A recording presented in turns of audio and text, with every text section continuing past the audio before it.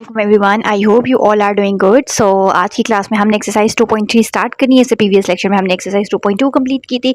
आज की क्लास में हमने एक्सरसाइज 2.3 के पहले 3 क्वेश्चन देखने हैं, question number 1, 2 and 3। Question number 1 basically हमारे पास शॉर्ट क्वेश्चन के लिए बहुत ही इंपॉर्टेंट क्वेश्चन है, और क्वेश्चन नंबर 2 और 3 जो है ना वो लॉन्ग क्वेश्चन के लिए बहुत ही इंपॉर्टेंट क्वेश्चन है। सो एक्सरसाइज बहुत ही ईजी है, मुश्किल बिल्कुल भी नहीं है, बट मीनवाइल साथ साथ ये एक्सरसाइज बहुत ही ज़्यादा इंपॉर्टेंट भी है। ठीक है, अगर हम एक्सरसाइज 2.2 की बात करें ना तो 2.2 की निस्बत ये ज़्यादा आसान भी है और ये ज़्यादा आपके पास इंपॉर्टेंट एक्सरसाइज भी है। ठीक है, सो स्टार्ट करते हैं अपना आज का लेक्चर। क्वेश्चन नंबर 1 की स्टेटमेंट क्या है? Form a quadratic equation whose roots are given below.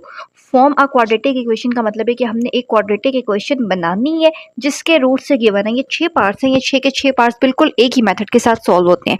So solution देख लेते हैं। क्वेश्चन नंबर 1 स्टार्ट करने से पहले कुछ बेसिक चीज़ें जो हमें पता होनी चाहिए। इस साइड पे मैंने लिखे क्वाड्रेटिक इक्वेशन किस फॉर्म में होती है? इस फॉर्म में होती है ना जो हमने पढ़ी है, a² + bx + c, और दूसरी साइड पे 0 होता है। फॉर एग्जांपल, अब मेरे पास एक क्वाड्रेटिक इक्वेशन है, ठीक है। हमारे पास रूट्स कौन से होते हैं? हम कहते हैं कि रूट्स का कोई नाम होता है, अल्फा और बीटा हम कह देते हैं। ठीक है, हर क्वेश्चन के लिए आपने क्या करनी है, क्वाड्रेटिक इक्वेशन अगर खुद से बनानी है ना तो वो इक्वेशन क्या होती है? x² - sx + p = 0। ठीक है, x² एज इट इज रहेगा। s का मतलब होता है सम ऑफ द रूट्स। अगर मेरे पास दो रूट्स, जो भी दो रूट्स गिवन है, जब हम उनको सम करते हैं ना, मीन्स के फॉर एग्जांपल मेरे पास दो रूट्स हैं, एक का नाम अल्फा है और एक का नाम बीटा। तो जब मैं इनको सम करूंगी तो कैसे लिखते हैं? Alpha plus beta. और जब मैं इनको प्रोडक्ट करूंगी तो दो है ना, तो मल्टीप्लाई, प्रोडक्ट का मतलब मल्टीप्लाई कैसे होता है? Alpha beta.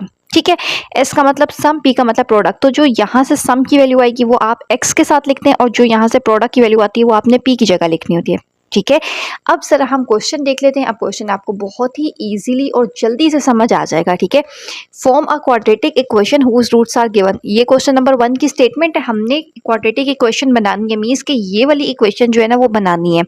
यहाँ तक आपने पहुँचना है, इस में आपने वैल्यूज पुट करनी है। इसके लिए हमें s पता होना चाहिए और p पता होना चाहिए। हर क्वेश्चन में सबसे फर्स्ट स्टेप क्या आपने करना है? सम फाइंड करना है और प्रोडक्ट फाइंड करना है। तो सम का फॉर्मूला क्या होता है? सम ऑफ द रूट्स, इन दोनों को प्लस करना है, -4 और प्लस दूसरा नंबर जो भी लिखे, सॉल्व करेंगे क्या बन जाता है? 5। इसी तरह p का मतलब होता है प्रोडक्ट ऑफ द रूट्स। अगर ये दो रूट्स हैं तो इनका प्रोडक्ट क्या होगा? मीन्स इन दोनों को मल्टीप्लाई करेंगे तो क्या बनेगा? -36। यहाँ तक करने के बाद आपने हमेशा जो भी क्वेश्चन में दो रूट्स गिवन है दोनों को प्लस करना है, सम, और उनको मल्टीप्लाई करना है, यानी कि प्रोडक्ट। फिर s और p की जब वैल्यू आ जाएगी ना तो आपने क्या करना है? इक्वेशन लिखनी है। s की जगह s की वैल्यू क्या है? 5, p की जगह p की वैल्यू क्या है? -36। माइनस का साइन आ रहा है ना, इसलिए ब्रैकेट में लिखे। फिर लास्ट स्टेप में ब्रैकेट ओपन कर लें। जब भी दो साइन होते हैं तो प्लस माइनस क्या होता है? माइनस। तो ये मेरे पास एक क्वाड्रेटिक इक्वेशन बन गई है, मीन्स के हाईएस्ट पावर जिसकी 2 है। और अगर मैं ये वाले रूट्स लूंगी, ठीक है, तो मेरे पास क्वाड्रेटिक इक्वेशन क्या बनेगी? ये मीन्स के जब आप इसको इक्वेशन को सॉल्व करते हैं ना by the method of mid term break, या जो भी हमने इतने सारे क्वाड्रेटिक इक्वेशन को सॉल्व करने के मेथड पढ़े थे 2.1 में, तो आपके पास एट द एंड x की ना ये दो वैल्यूज आ जाएंगी। ठीक है, नेक्स्ट पार्ट 2 देख लेते हैं। सो पार्ट 2 भी सेम टू सेम ऐसे है। सबसे पहले सम फाइंड करना होता है। सम ऑफ द रूट्स मीन्स अगर ये दो रूट्स हैं तो इनको जब सम करेंगे तो क्या बनेगा? प्लस करके दूसरा नंबर लिखे तो प्लस माइनस क्या होता है? -5 - 7 क्या आंसर आ जाता है? -2 आता है। ठीक है, इसी तरह प्रोडक्ट का मतलब है दोनों को मल्टीप्लाई करें, 5 7 से क्या होता है? -35। फिर हमने क्या करना होता है? इक्वेशन लिखें, x² - sx + p = 0। यहाँ पे x² तो एज इट इज, s की जगह s की वैल्यू क्या आई हुई है? -2। ठीक है, -2 है ना, तो इस -2 को ब्रैकेट में लिखें। ये वाला minus as it is, s की जगह s की value -2, x as it is, plus p की जगह p की वैल्यू -35। तो ये माइनस माइनस क्या हो जाता है? Plus. x² + 2x - 35 = 0। Second part भी हो गया। नेक्स्ट पार्ट 3 देख लेते हैं। पार्ट 3 भी सेम ऐसे ही क्वेश्चन है। ये दो रूट्स हैं, इनको जब सम करेंगे मीन्स पहला नंबर लिखें प्लस ये दूसरा नंबर लिखें, प्लस माइनस क्या होता है? माइनस। जब भी डिनोमिनेटर सेम होता है एलसीएम ले लेते हैं एक दफ़ा। 5 दोनों सेम है ना, तो ऊपर जो भी नंबर्स लिखें उसको एज इट इज लिख लें विद साइंस। ठीक है, -7 था और -6 था, लिख लिए। अब -7 और -6 सॉल्व करें, क्या बन जाता है? -13 और नीचे 5। जब हम इन दोनों नंबर्स को ऐड करें, सम करें, तो ये बन रहा है। अब इनको प्रोडक्ट ले लेते हैं, मीन्स पी क्या बनेगा? दोनों को मल्टीप्लाई कर लें। ऊपर वाला नंबर ऊपर से मल्टीप्लाई हो जाएगा। अगर ऊपर नीचे कटिंग हो सकती है तो कर लेते हैं, यहाँ नहीं हो सकती ऊपर नीचे आमने सामने, तो ऊपर वाले को ऊपर वाले से मल्टीप्लाई करें। 7 6 42 और 5 5 25। माइनस माइनस क्या बन जाता है? प्लस। एस भी पता चल गया, पी भी पता चल रहा है। इक्वेशन लिख ली है। अब याद हो जानी चाहिए x² - sx + p = 0। एक्स क्या है तो as it is minus s की जगह एस की वैल्यू क्या आ रही है -13/5, माइनस का साइन था इसलिए ब्रैकेट में लिखा है x as it is, p की जगह पी की वैल्यू 42/25, ब्रैकेट ओपन करते हैं माइनस माइनस क्या बन जाता है अगले स्टेप में प्लस, बाकी सारा कुछ एज इट इज। अब हमने ये डिनोमिनेटर खत्म करना होता है।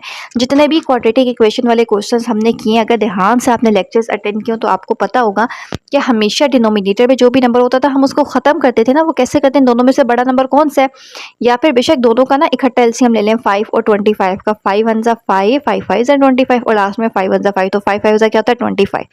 एलसीएम ले लें, यहाँ दोनों में से जो बड़ा नंबर है ना डायरेक्टली 25 बड़ा है, तो इसका मतलब है मैंने इन तीनों नंबर्स को मीन्स के दोनों साइड्स को 25 से मल्टीप्लाई करना है। पहले नंबर को भी 25 से, इसको जब मैं 25 से मल्टीप्लाई करूंगी ना तो ये 5 इस 25 से काट होकर 5 रह जाएगा, तो 13 5 से क्या होता है, इकट्ठा करके भी लिख लिया कि 5 और यहाँ पे 13x, ये 25 जब यहाँ पे मल्टीप्लाई का तो ऊपर और नीचे 25 25 कट होकर 42 रह जाएगा। ठीक है, अब लास्ट स्टेप में 5 को 13 से मल्टीप्लाई करते हैं तो 65 आ जाता है। तो ये हमारे पास क्वाड्रेटिक इक्वेशन बन गई है जिसके रूट्स कौन से हैं, ये मीन्स कि अगर मैं इस क्वाड्रेटिक इक्वेशन को जो भी मेथड मुझे इजी लग रहा है, जो भी आता है उसको सॉल्व करूंगी ना, फिर मेरे पास जो वैल्यूज आएंगी ना, एक्स की जो दो वैल्यूज आती हैं, क्वाड्रेटिक इक्वेशन है ना पावर 2, इसका मतलब है कि दो वैल्यूज आएंगी, वो ये आएंगी। ठीक है, सो इसी तरीके से पार्ट 4 देख लेते हैं। सेम टू सेम ऐसे है, सबसे पहले दोनों को सम करना है, डिनोमिनेटर सेम है एक दफा, ऊपर वाले नंबर एज इट इज लिखे, -3 + 7 क्या होता है 4 और नीचे 2।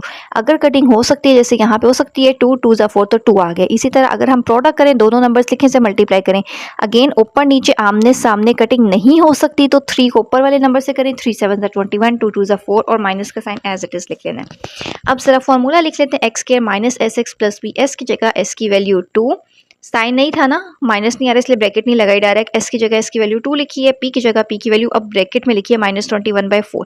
अब मुझे पता है कि प्लस माइनस क्या हो जाता है, माइनस हो जाता है। इसी तरह डिनोमिनेटर खत्म करना, क्या आ रहा है 4 एक ही नंबर है, अगर एक ही नंबर आ रहा है तो इसका मतलब है कि आपने उसी से ही दोनों साइड्स पे भी, लेफ्ट पे भी और राइट पे भी मल्टीप्लाई करना है। 0 से जब करते हैं ना तो वो खत्म हो जाता है, इसका मतलब है इन तीनों नंबर को 4 से मल्टीप्लाई करें, पहले नंबर को भी, दूसरे को भी और तीसरे को भी। इसको जब 4 से करेंगे तो ऊपर और नीचे 4 और 4 कट होकर खाली 21 रह जाएगा। तो यहाँ पे ये दो नंबर्स हैं तो 4 2 जा 8x, बाकी सारा कुछ एज इट इज। ये भी हमारे पास एक क्वाड्रेटिक इक्वेशन बन रही है, किन रूट से, इन रूट से बन रही है। ठीक है, नेक्स्ट पार्ट 5 देख लेते हैं। तो नेक्स्ट पार्ट 5 मैंने यहाँ पे लिख लिया, again sum of the roots, इसका मतलब होता है सम ऑफ द रूट्स। ये दो रूट्स हैं इनको प्लस करें, ये पहला रूट प्लस ये दूसरा रूट। हमेशा जब भी दूसरा लिख लें ना ब्रैकेट में लिख लें, प्लस से वैसे ब्रैकेट में तब लिखते हैं जब बाहर माइनस हो, लेकिन फिर भी मैंने यहाँ ब्रैकेट में लिख लिया। ठीक है, +3 प्लस माइनस क्या होता है माइनस। अब सेम नंबर है, ऑपोजिट साइन है, तो ये √5 कट हो गया, 3 + 3 क्या हो जाता है 6। सम हो गया, सम क्या आया हमारे पास 6। इसी तरह प्रोडक्ट क्या होगा, इन दोनों को मल्टीप्लाई कर लें तो यहाँ से रिटी बन रही है ना, बिल्कुल सेम चीज़ लिखी हुई है, a + b और a - b, जो कि मुझे पता है कि ये फॉर्मूला इक्वल होता है a² - b² के। तो पहला नंबर होता है a का स्क्वायर माइनस दूसरा नंबर है b यानी कि √5 उसका स्क्वायर, 3 का स्क्वायर होता है 9, यहाँ से स्क्वायर रूट से कट होके 5 रह जाएगा, तो 9 में से 5 माइनस करेंगे क्या आ जाएगा 4। सम भी आ गया, प्रोडक्ट भी आ गया, इक्वेशन लिखें, इक्वेशन लिख लिए, s की जगह s की वैल्यू 6, p की जगह p की वैल्यू 4 लिख लिए, बस कंप्लीट हो गया क्वेश्चन। ठीक है, लास्ट पार्ट 6 देख लेते हैं। पार्ट 6 भी सेम पार्ट 5 जैसा ही है, ये दो रूट्स आ रहे हैं, सम का मतलब है दोनों को ऐड करना है। पहला लिखा प्लस, फिर ये ब्रैकेट में मैंने दूसरा लिख लिया, plus minus minus plus minus minus, again √3, दोनों सेम नंबर है, ऑपोजिट साइन है तो कट हो गए, और -2 और -2 क्या बन जाता है -4।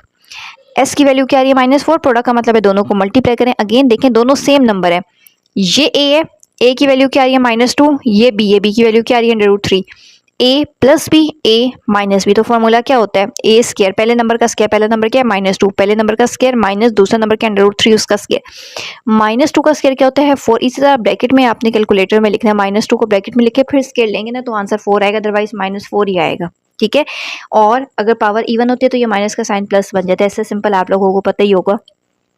स्क्वायर के रूट से कट हो गए, 3 रह जाता है, 4 में से 3 माइनस करेंगे क्या आ जाएगा 1।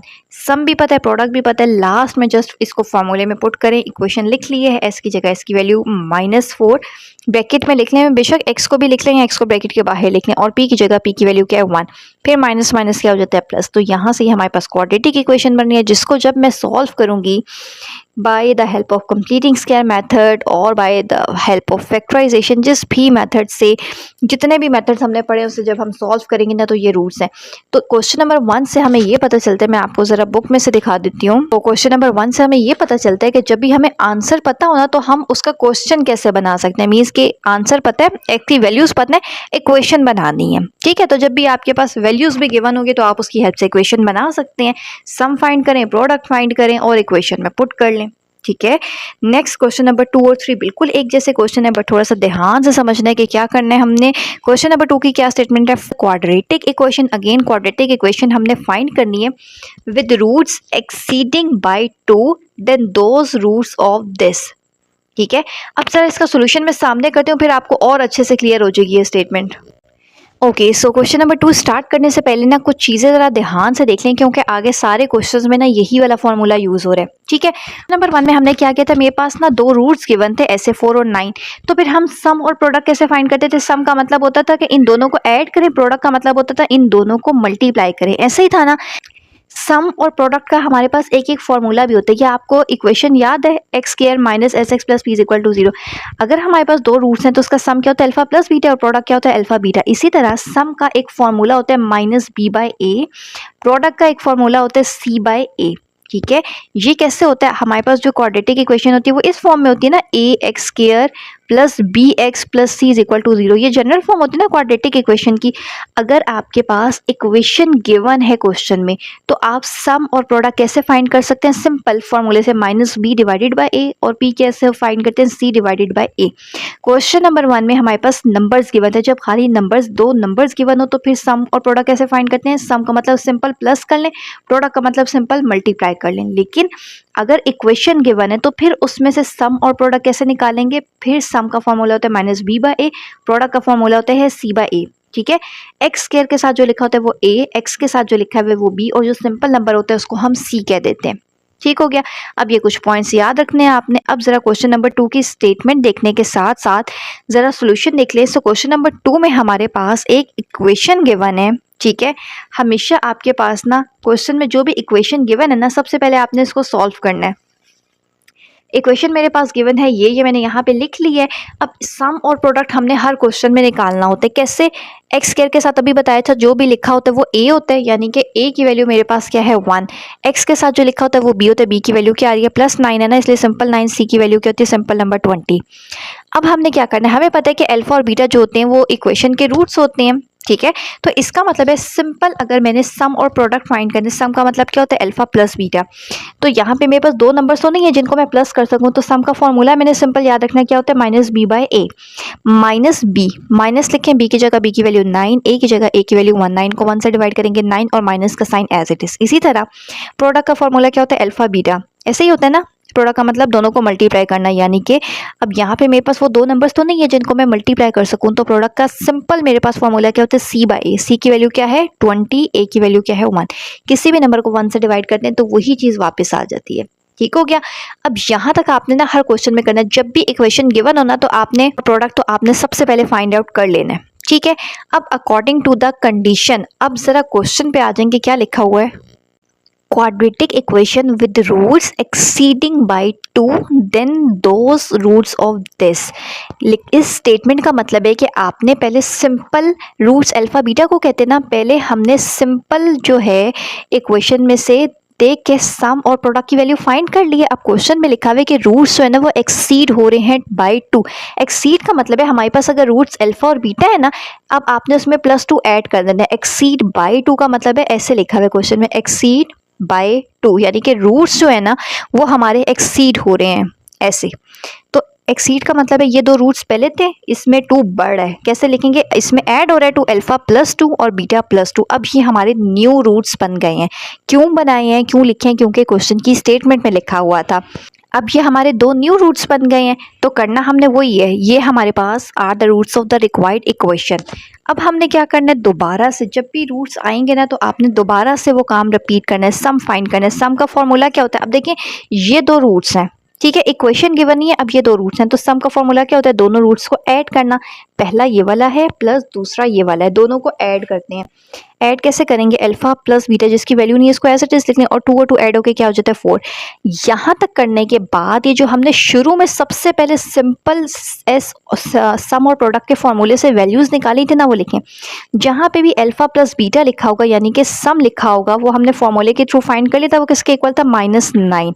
तो जहाँ पे भी अल्फा प्लस बीटा लिखा होगा उसकी वैल्यू भी मैंने ऊपर निकाली थी, वो किसके इक्वल थी -9 और ये 4 एज इट इज। तो -9 और +4 क्या होता है -5।